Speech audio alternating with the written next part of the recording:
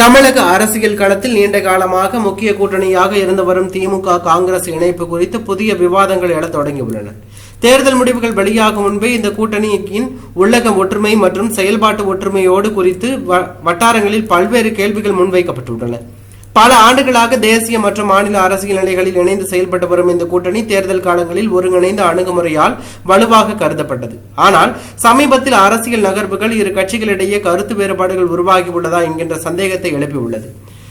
அரசியல் ஆய்வாளர்கள் கூறுவதன்படி ஒரு வலுவான கூட்டணியின் அடையாளம் என்பது பொது கொள்கைகளில் ஒரே நிலைப்பாடு மற்றும் ஒருங்கிணைந்த செயல்பாடாகும். ஆனால் சமீப காலங்களில் தேர்தல் அறிக்கைகள், பிரச்சார மேடைகள் மற்றும் பொது கருத்துகளில் இரு கட்சிகளும் தனித்தனி அணுகுமுறையை காட்டுவதாக விமர்சனங்கள் எழுகின்றன. குறிப்பாக தொகுதி பங்கீடு, தேர்தல் வியூகங்கள் மற்றும் பிரச்சார ஒருங்கிணைப்பில் ஏற்பட்ட தாமதங்கள் கூட்டணியில் உள்ளக சமநிலையை பற்றிய கேள்விகள் அதிகரித்திருக்கின்றன.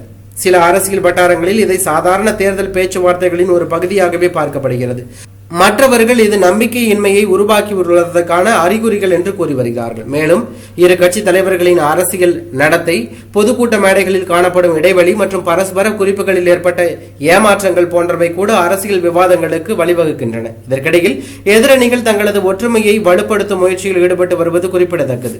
ஒருங்கிணைந்த அணுகுமுறையை காட்டும் அந்த முயற்சிகள் வாக்காளர்களின் கவனத்தையும் இருக்கின்றன. இந்த நிலையில் தேர்தல் முடிவுகள் வெளியாகும் வரை திமுக காங்கிரஸ் கூட்டணியின் நிலைமை குறித்து பல்வேறு ஊகங்கள் தொடரும் என அரசியல் பார்வையாளர்கள் கருதுகிறார்கள். இருப்பினும் கூட்டணியில் எதிர்கால திசை குறித்து தெளிவான பதில் தேர்தல் முடிவுக்கு பிறகே கிடைக்கும் என்பதே பொதுவான கருத்தாக மாறியுள்ளதாக தகவல் வெளியாகி பரபரப்பையும் அதிர்ச்சியும் ஏற்படுத்தியுள்ளது.